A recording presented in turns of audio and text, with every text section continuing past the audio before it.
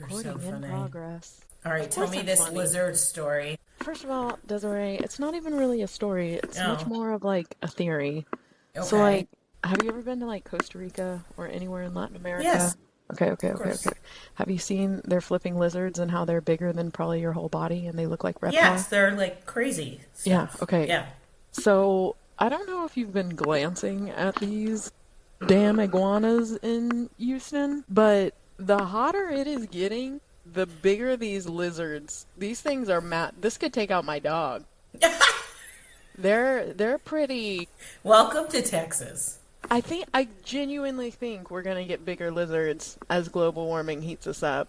You know what I mean? Oh, sure. Why not? Either, I don't know if they're coming upwards and they're like migrating and the other ones are going north, or if these boys are just growing, you know? They're looking built for tough. Like, they'll tear your house down. You know what I mean? Do you know what's so funny? I think because I'm in like a planned development that I don't see many bugs. I think it would freak my wife out anyway, but like I don't even have any lizards, no bugs, no nothing. Like, it's weird. Do you do plants? Yeah. I mean, I have worms and stuff, but I don't have I don't have like massive lizards running around my house. Yeah, I mean, we're not like housing them. They're not like, they don't have their own bed or anything. Like, we're not like bringing them home. I mean, they're already home, I guess. Whatever. Maybe you're right. Maybe they should have a bedroom. They should. They gotta go to Pottery Barn and get a bed.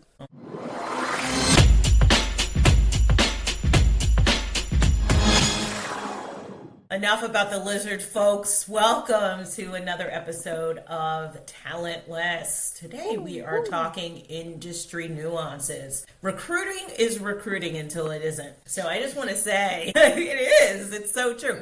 Try, using your tech hiring playbook to hire a nurse.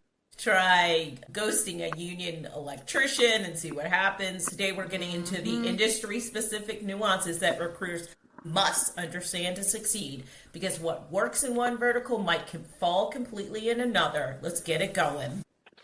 Whoa! So this episode today, we are literally going to break down the recruiting game across 4 major industries. We kind of split these based off of our actual experience since we've been in seat in these.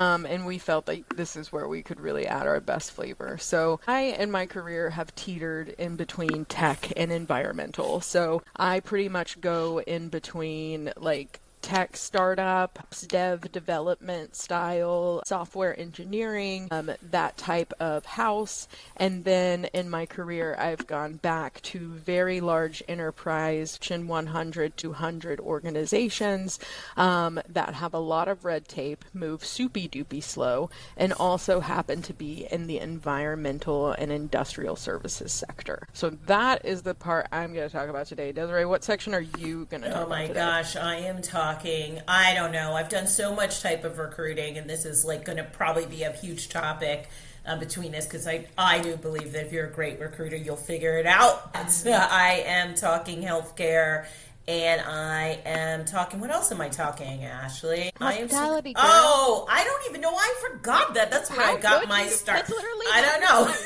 What are you even talking about? I just pretend the first half of my life never. Plot twist. This isn't even Desiree in the episode. It's a lizard. Hey there. I'm Tim Boris, host of the Working Well podcast, where business strategy meets human sustainability. If you're an executive, a leader, or change maker ready to ditch burnout, build thriving teams, and drive real results, this is your next must listen. Tune in on the Work Defined Network or at timboris.com/podcast. My God. That's why she don't know. I'm on to you. Oh my God. No, I do know. Healthcare, and we're going to talk hospitality, because I do think they're very nuanced. And I think both Ashley and I have probably recruited for just about everything, but this is what we know the best. So let's start with tech. Let's get it going. Let's get it going. So tech, what a beautiful baby. First of all, in its origin, tech was highly, highly shaped, I would have said, by its geography. So it is a location-driven industry right off the bat. Just like oil and gas is Houston and Gulf Coast, I would say that tech is going to be obviously your Silicon Valley California, big startups coming out of there. Your other places, you have a few other silicons. So you have the Silicon Bayou, which is New Orleans. You also have Georgia, Hotlanta. That is a hotbed for a lot of tech startups as well. You have Little Silicon Hill Country, which is Austin, which has Google, is now home to Tesla, a lot of other big places. So I would say one thing that you need to know whenever you're going into the tech business is like, if you're someone who cares about diversifying your pipeline and cares about getting into other communities, sometimes it's kind of hard because they're not actually located everywhere. Like, it wasn't until 2020, whenever everyone went remote, that now people who were out of Virginia had an opportunity to work for Meta or to work for, well, Virginia actually might not be the best example. Maybe there's a Meta site out there, but whatever. Montana, okay, I don't know. Just somewhere in the boonies, all right? And now they could work there and they could get that experience, they could get that logo, and that associated a whole different value. I will say a lot of the reason that I teeter into tech, ain't gonna lie, is because of the paycheck. You're gonna make Silicon Valley wages and be in a mom and pop environment. Hey. What a beautiful life. What a beautiful life. Well, it's so funny. You know how I feel about tech recruiting, right? Done it, been there, totally in it, right? But like, I can't stand it. And then I know people are going to be like, what are you talking about? You know, I have, so my vibe and the high energy that I bring to recruiting probably doesn't vibe with every software engineer. So sometimes we get on these calls and we're just like sitting in silence and I'm like, hey, blah, blah. And they're like, oh my gosh, you're overwhelming me. You want to know something? There was a time that I had a call with a manager, and I'm a little peppy steppy until I catch your drift, and then I'll try to mimic your energy. But I was just, I guess, misreading this guy. I don't know, giving him benefit of the doubt and chalking it up to me, I will say. But I'll never forget. I was like, okay, bye. And he thought he hung up, and he went, oh. And I was like, oh.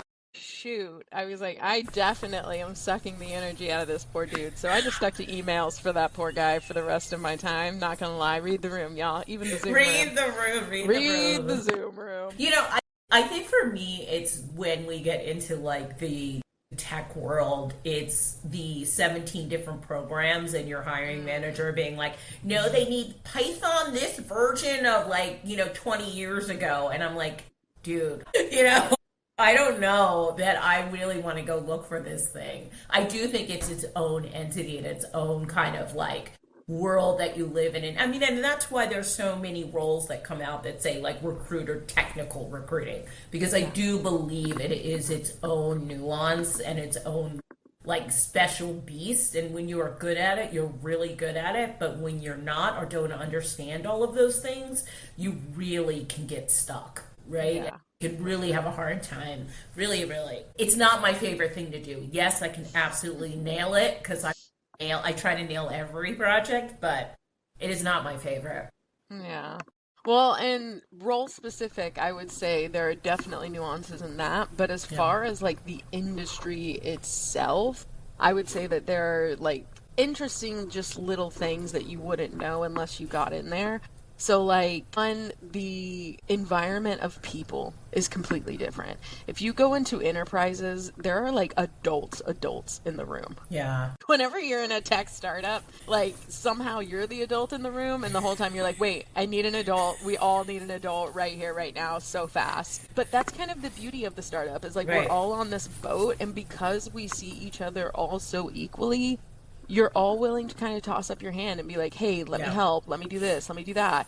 And to be honest, it's kind of a cool place to be in. Yeah. Everything's gray. We're all agile. We're all having to stay in lockstep and key.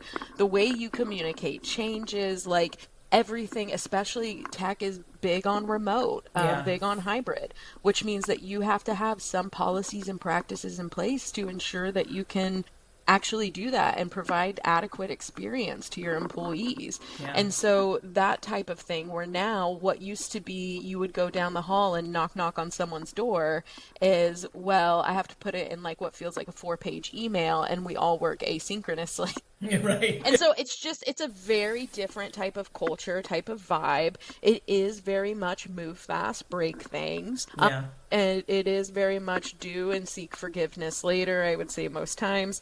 One thing that I learned about the tech space that I found to be quite interesting, specifically for talent and specifically as someone who is trying to be the head of talent or manage talent, and that is this. Whenever companies start in the garage, this is their brain baby. Like, Right. This is their whole world, their whole girl, and their truck. Like, this is all of the things in one. So whenever you're talking about like talent attraction and branding, and you're trying to say, hey, no one knows who the hell this company is, and I'm sorry that we don't have 4-star Michelin chefs trying to break down the door, but we still have to hire people who can do the job super duper well, and have all of the skill set that we need without offending them by saying we have no brand, no following, no one knows we exist. Every single person we find is a dry outreach. Right. And I can't tell you how many different startups have that same instance, to where who they hire is super, because it has been a garage. So Right. who you let in the garage is like 1 out of a million, right? And they kind of keep that same funnel practice, which isn't bad, but it creates an interesting layer of like how you proceed with explaining the talent attraction and branding versus this is their baby, and you cannot tell them their baby's ugly, or Right. you cannot tell them their baby's unknown, or anything like that. So it's a very interesting way you flow about. Another thing is, because they've always been in the garage, they may not actually know how to measure the success of talent. And they may actually not know how to appreciate the function of talent. That I agree. And holy smokes, was that something that I did not know? Like, you have to teach it. And it's crazy because most of them, they had one job out of college, came up with a great idea, moved to the garage, and have had success since. So, I mean, the knowledge base that we're dealing with is so small, and the impressionism is so deep, that everything is like what you would think could be like, this is the best top tier A+ you could ever have, and they're like, that's cool. And it's like, you don't get it. Like, this is you. You don't understand. You don't understand. I found this purple squirrel in the middle of the woods, and you better appreciate it. And they don't. Honestly. Yeah. Yes. Yeah. So very end is, things are different whenever you're in a FANG or like a VC backed like churn and burn type cycle. And you'll know that. Once things also get bought by PE, things change, and a lot of that happens in tech. Did you agree with me too that there's like a different standard of professionalism in tech? Like when they show up in hoodies and like, you know, into their interviews, and I see this on LinkedIn all the time, people complaining somebody showed up in a hoodie. First of all, I don't care what you show up to. Yeah. But in tech, it's like a different world. No one's showing up like dressed to the nines. You know, they're like, I live in a garage basement with my computer and my snacks. Like, I'm not trying to impress you. I want to wear my hoodie. Literally, you want to know something hilarious to me? Because a lot of my clients were tech-based clients, I had to go to San Francisco a lot, and I'm going to tell you right now, there is no way to tell if this man next to me is homeless or the owner of a $9 billion startup, because they are dressed the exact same. They will have holy t-shirts, chilling, like literally and just so you know, secret sauce, look at the shoes. That's how you tell. Oh my gosh, that's how you tell. That's how you tell. I've gone to San Francisco that many times, and I was like, I am confused as to, because literally I was like, this man is homeless, should I offer him a meal? And then he popped in his Ferrari, and I was like, well, F me. Who am I? Like, what am I doing? So I say all this. Well, you know, the sneaker game is always, if you're a sneaker person, you can always tell this a telltale sign by the sneaker game in tech. Which, annoys me so much because I really don't have that many great shoes. So I'm like, people probably look at mine and are like, yeah, she's homeless. Okay.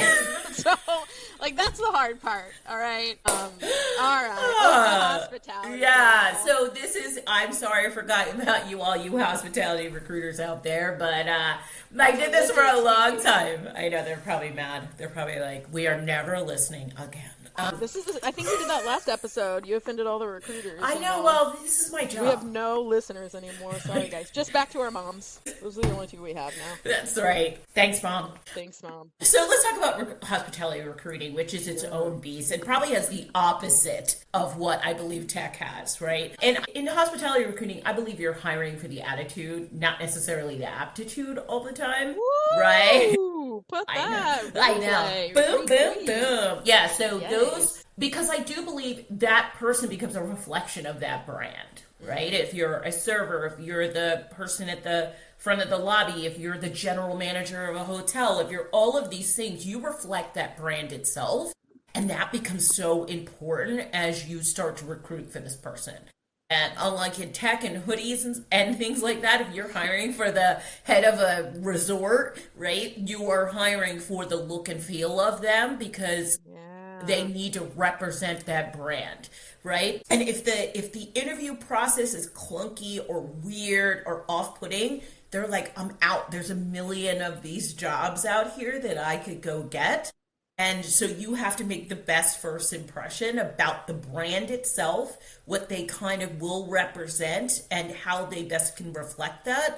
And it's been a journey for me because hospitality recruiting, well, let's talk about ghosting, okay? It's like unheard of the amount of times you can have a scheduled interview and no one shows up, right? Or you have these job fairs and you hire a bunch of people and no one shows up on the first day. Right. Yeah. This is a high volume moment that really takes a lot of work and it can be super frustrating. It can be it feels sometimes like you're not making any headway, that you might have had 10 interviews scheduled in one day and 2 showed up. Yeah. And that can be hard to hit metrics. It can be hard and then you also have this high, like, kind of turnover rate. They go into the role and then they don't show up for 3 days. And you're just constantly backfilling. I believe there's a special type of person that does high volume recruiting. I believe there's a special type of person that can be in the hospitality field and do this type of recruiting because it can be the most frustrating type of recruiting. And the salaries aren't always huge. Right? You're asking people to take a salary that you're like probably wouldn't even work for yourself sometimes. And that is, you have to sell the dream, right? And it becomes more of a sales pitch sometimes than it becomes about them and their actual skill set you bring to the table.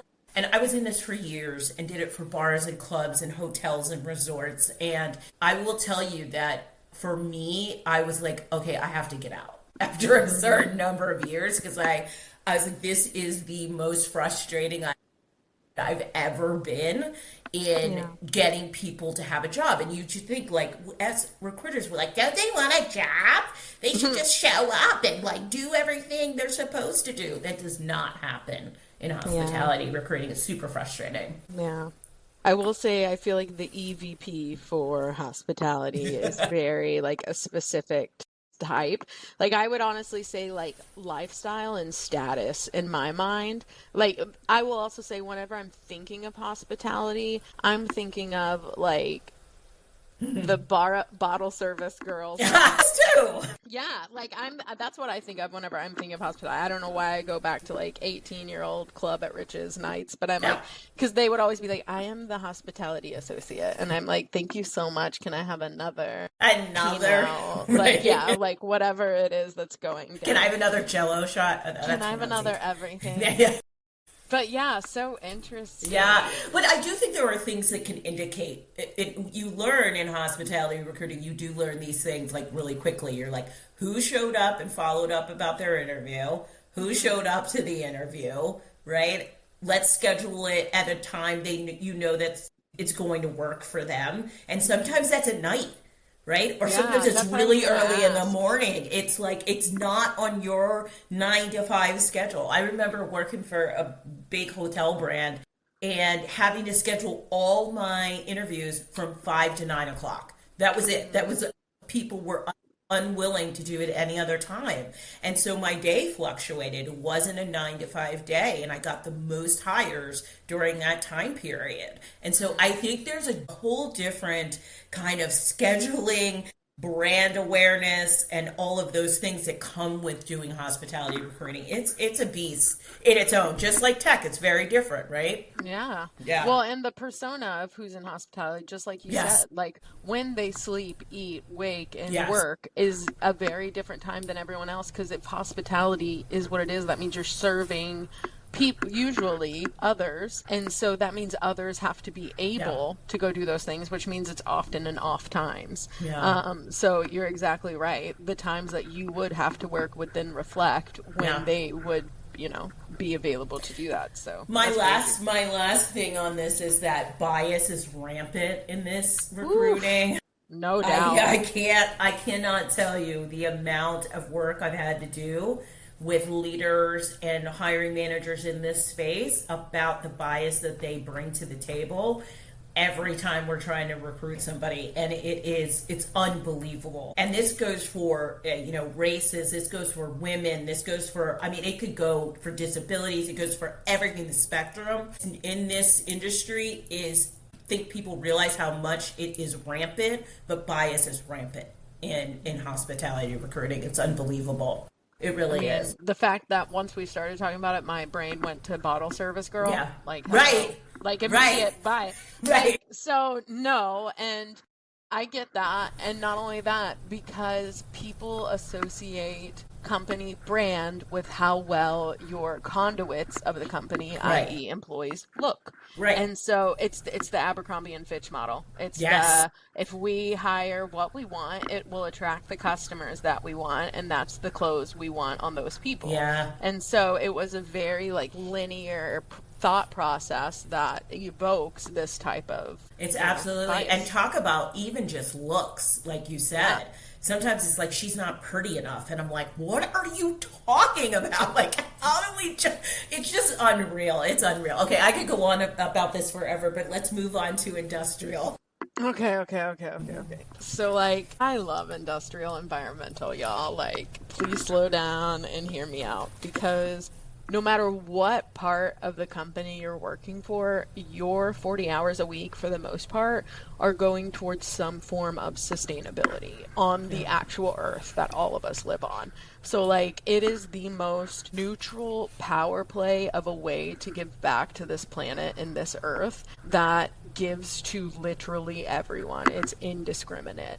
And I love that. I love that no matter what I'm doing in these 40 hours that I'm contributing, it's going to that overall mission. And to be honest, that's one of the number one values that DEI Labs built in DEI DNA, is how do you make your money, and how ethical is it, and what is the impact that it actually makes on the globe and the world and our citizens, etc. And so to me, like I said, it has a whole different meaning of work than it does whenever I'm working for perhaps someone else's dream, CEO in the garage startup and making that happen. Is that meaningful? Absolutely. Does it contribute to a bigger cause? Not always. Right. And so that's where this really comes in. But there's definitely nuances of the environmental and industrial sector, because most of the times these are enterprises, because it is an industry that has existed and will exist forever. We as humans will always create waste. We will always have trash. We will always have things left over. And in this current world, it needs to be upcycled, recycled, reused. I don't know who needs to hear this, but everything that is on this planet is still on this planet, at the very least in the ether if Elon shot it up to the moon. But everything's still here, and everything just gets remixed up and recreated again in a new form. And the hard part is, if we're not doing it right, we're making small weapons because of how many chemicals we're using to do it, versus undoing it and leaving it in its state and upcycling it as what it is. So I say all this to say some of the nuances in this is that you have a big mesh of white collar and blue collar. And I mean, you're talking polar people. So you have gentlemen who are dealing and ladies who are dealing with waste all day, high hazardous in these hazmat suits, sweating in 110-degree heat all day, that still somehow have coordination and correlation to someone who is in a fully air-conditioned office, only works with technology. And so there are these two very separate partners that you serve in environmental. And so it really gives you the gamut.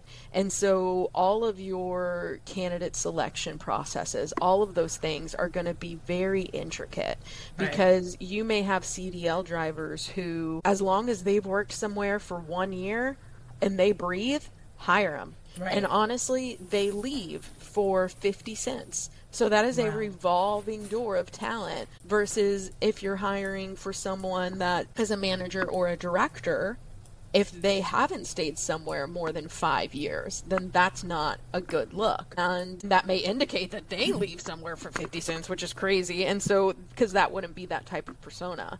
And so the personas that you try to attract for in these type of businesses, it just really is so diverse. And I love that, because to me, the blue collar really feels like home. Like if you go to plants, incinerators, recycling, MRF sites, anything like that, it's just very homey for me personally. Yeah. So, isn't shift work like a thing too? Like what shift you're offering? Yeah. Like that, that third shift nobody wants, or that first shift everybody wants. And it's like, and you call them and you're like, it's third shift. They're like, click.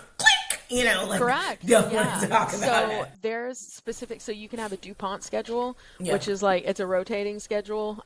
And so they're 12-hour shifts that just rotate. It's like, there is a exact like acronym and place for it, but it's usually like 2 on, 3 on, 4 on, something like that. And they rotate. And so you are exactly right. Things that will make people in the industrial side of the environmental services business leave is going to be the money. It's going to be how much they make, because that's really what it comes down to. No matter what, their butt is in a seat driving a car. They don't care whose car. They care about how much they're making per car. But the other things that impact that, and it usually takes a professional leaving somewhere to find this out, is they may pay you 50 cents more, but they may not care about safety regulations as much and may rush you to a job and then dock your pay whenever you don't get there in time. Or they may not care enough to do routine maintenance on the trucks or even provide you with the appropriate tools. So now that's coming out of your paycheck.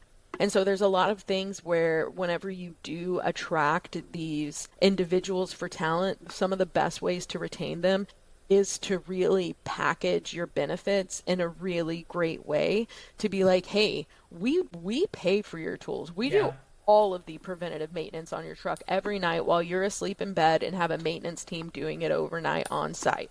We have like those type of weird nuances that are very field niche knowledge. You only know if you've really gone to the site, talk to your customers, know your hiring manager.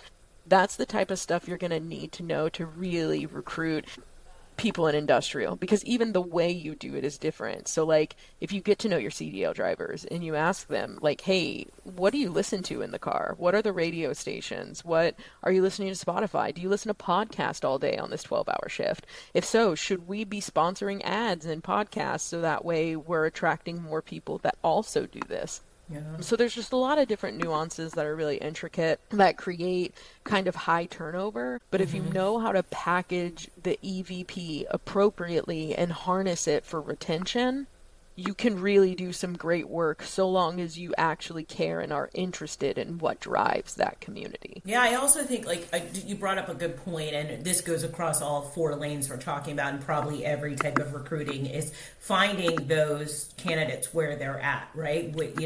If they're listening to podcasts in their truck for 12 hours or whatever that thing is, if they are, need a job fair, if they, because not LinkedIn isn't the end all be all, people, right? right? Yeah. Like sometimes these candidates need to be found in other ways. And I think industrial is definitely one of them. And I know hospitality is as well, and then we're going to talk about healthcare, which is a whole different monster, but those all need a special plan of attack in how you find those candidates. It is not just a simple, I'm going to put a job post on LinkedIn and I'm going to get 200 applicants. It doesn't work like that, even in this job market today. And so I think that is why we're having this conversation, right? Yeah. Because these are different types of roles that don't live like a traditional corporate recruiter might be able to just pump out candidates all the time. And I actually like industrial recruiting as well. I find candidates in that space to be super warm and super usually They're just gracious, like cool, kind, and grateful. Yeah, they really are. They really are, and I enjoy that about that part of recruiting. It's just so nice and different than what my normal day to day is. Right? Yeah, no, for sure. Yeah. And hey, you want me to add another layer onto this? Let's do it. Cool? All right, let's do it. So a lot of times in industrial roles and companies, there is a whole nother element of two things. One, you have like unions, labor unions, and all of the CBA and relations and everything like that. So that's like a whole different layer whenever you think of recruiting. But then another one that is like 100% common is going to be the safety factor. So that is your EHS, which is environmental health and safety group, usually within the business. It's usually regulations based off of OPA. Good Lord help us. Oprah created these initiatives. No, I'm just kidding. OSHA and the EPA, Lord bless me. And essentially all of these things impact one another, meaning like even whenever we think of the interview process, if my candidate doesn't have their TWIC card yet, but they have to go on site to interview, well, now we have to set up an interview where they have an escort every single place that they go on site because we have to follow regulation. And so even things that are like, oh, okay, so they need their OSHA, cool. Well, no, now that impacts all of your interview process as well. Right. And how you incorporate and communicate and have that. So it's just like a whole bunch of different stuff that adds another layer that if you are strictly doing corporate, like honestly, the biggest thing with environmental corporate or any just enterprise in corporate is it's turning a cruise ship. It's a lot of red tape. It's going to move soupy slow. Yeah. We're not turning, a jet ski like we are in a startup. It's now we have all these different groups we have to check with before we can finally just announce one thing to one person. And that's probably the biggest difference. But yeah, I remember dealing with the TWIC card and all of those things, and like that's a monster. And if they don't have it, and how are you going to get it for them because they may be qualified and they expire, and my goodness, it's just unbelievable. Some of the work you have to go to hire a forklift operator sometimes. Yeah. You know what I mean? But they have to do it because honestly, some of these sites, another thing they don't tell you, they smell like junk. And half the time that you can't maintain people is because you're dealing with high hazardous waste. Even DuPont. I used to hire for a segment of DuPont and they had sulfuric acid. And that stuff, hey, what you doing? Sorry. I'll forgive you, but we're going to... Sorry. It's all right. Whatever. Everyone's has a lot of questions about it. But anyway, even the smell of sulfuric acid, but it's half the time that the processes have to be this way are because there are very interesting industry nuances, such as how a site smells that impact it. I also had a site that was at Nestle, and everybody fought for that site because it smelled like chocolate and coffee all day. And they had it all day, too. Yeah. All right. Let's go into healthcare. So I'm going to tell you, this probably is the hardest recruiting I've ever done is healthcare. And most of my clients in this part of my career end up in this space. And so I think because there's a couple of things happening. First of all, there's a shortage everywhere, right? There's not enough doctors, not enough nurses to take shifts. There's not enough anything anywhere. And Can I ask, why do you think that is? Do you think it's education? I do think that people don't get into it as much as they used to. Interesting. The insurance situations for doctors, right? They're making less, they're doing less. And I mean, they're spending 20 years in school. Yeah. And they come out and they have to deal with a PPO who won't pay them for the service they're rendering. It's not like it was before.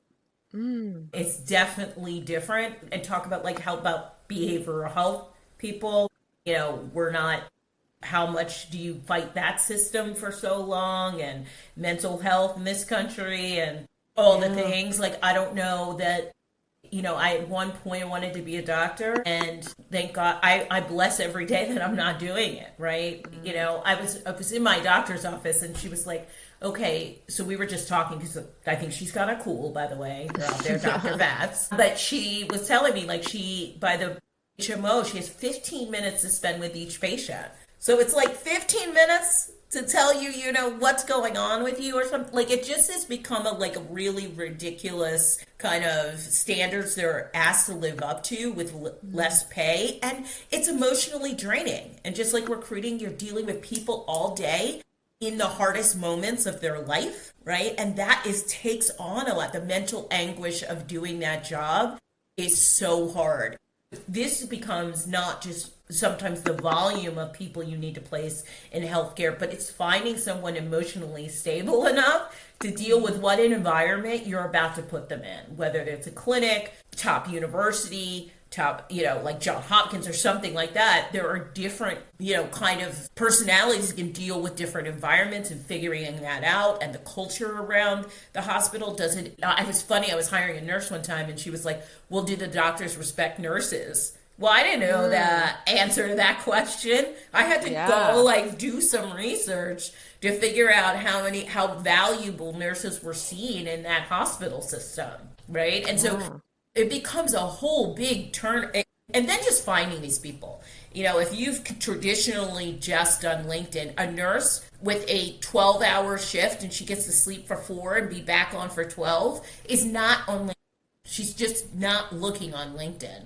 And doctors, you can forget about it. So you have to really tap into groups and job boards and universities and all of these other tools that are there to really find these people. And then they ignore reach out. And so then you have to come up with different tactics. I've made more phone calls in healthcare recruiting than I've done anything else, right? Because they're not responding to emails, but they have their phone on them during their 12-hour shift, and they can receive a text message, and they may respond or they may not, right? And then once you hire them, you usually have to get them credentialed, right? The background checks are deep and hard, right? You have to make sure all their certifications are up to date. You have to do all of these other pieces that we wouldn't normally do for a regular candidate. Yes, they go through a background check. Usually takes, a day to get that back. These credentialing take weeks.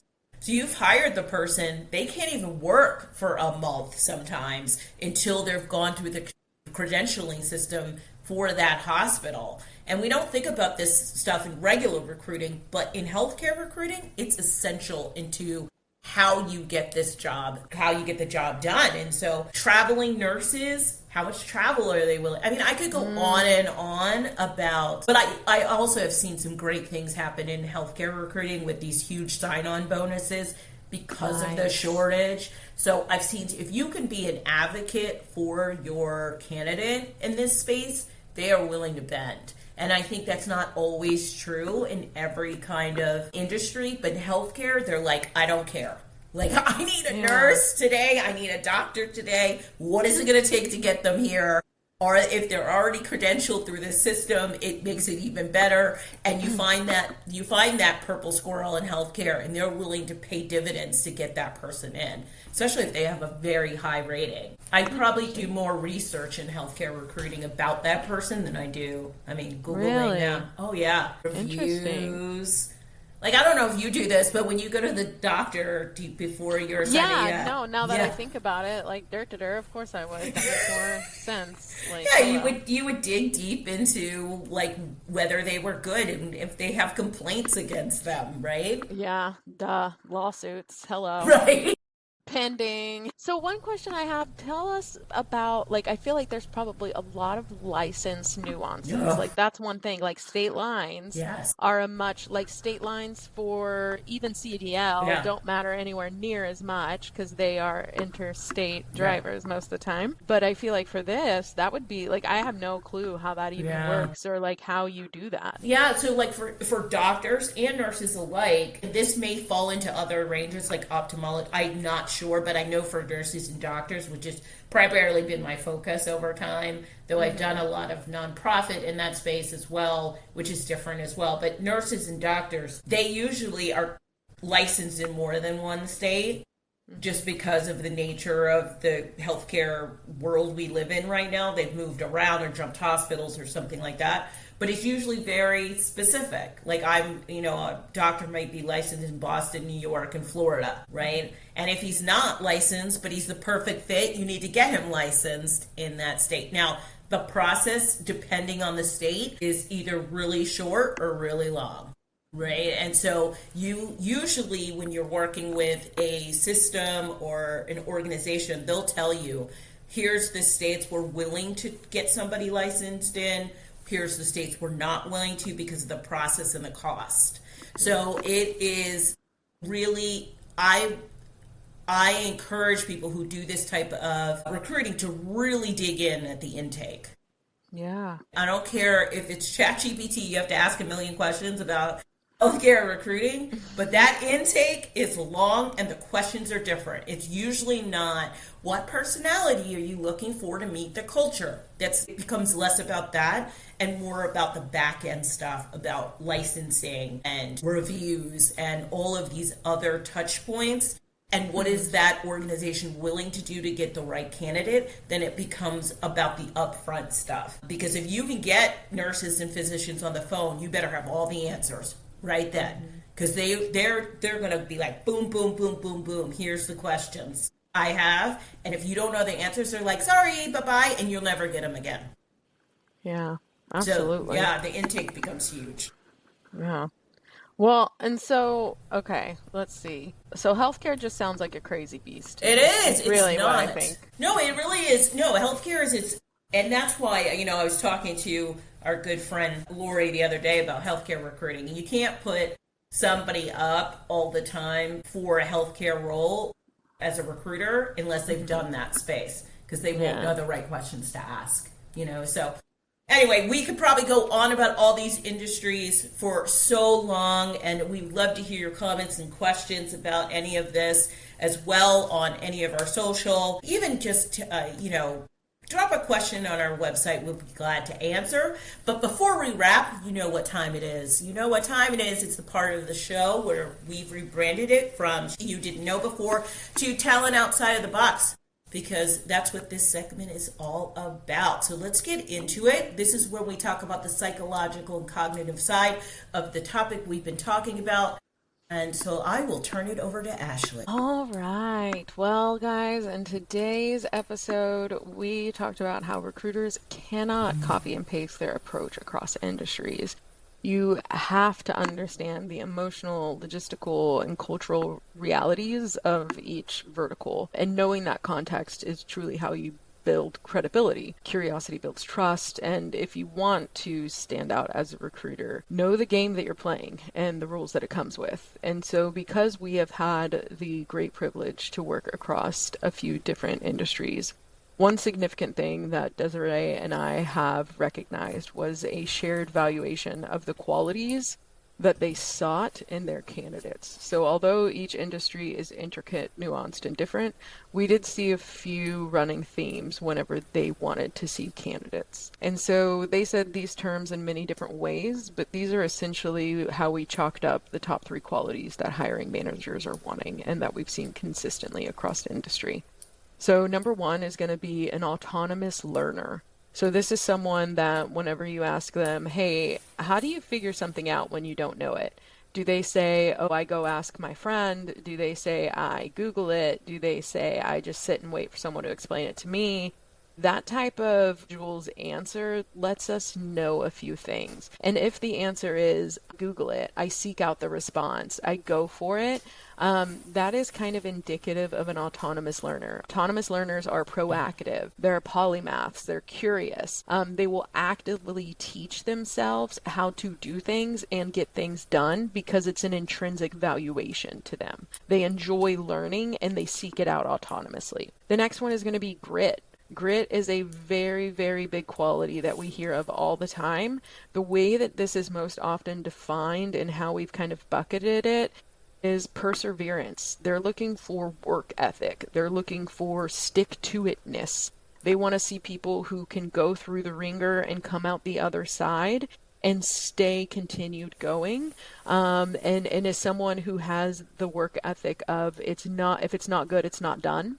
And they continue on until that point. And then lastly, one of the skills that we've seen all over the place is going to be communication styles. So these are people who simply understand boundaries. They get professionalism. They have executive presence.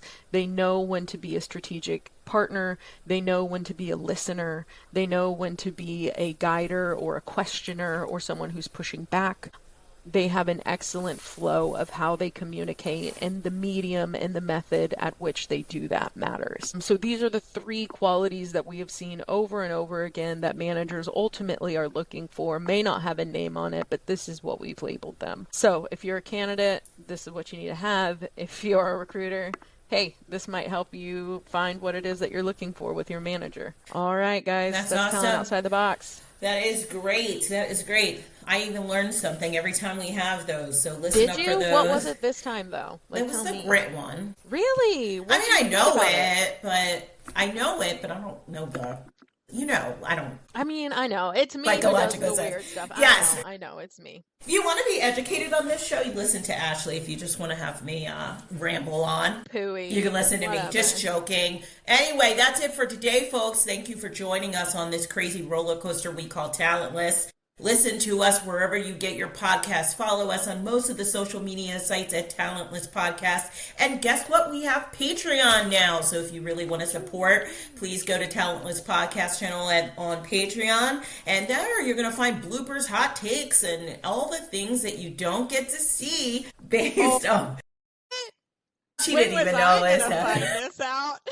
So you get to see all the crazy stuff behind the making of this show. We would love the support. And until next time, from hiring fails to hiring wins, we'll see ya. Bye.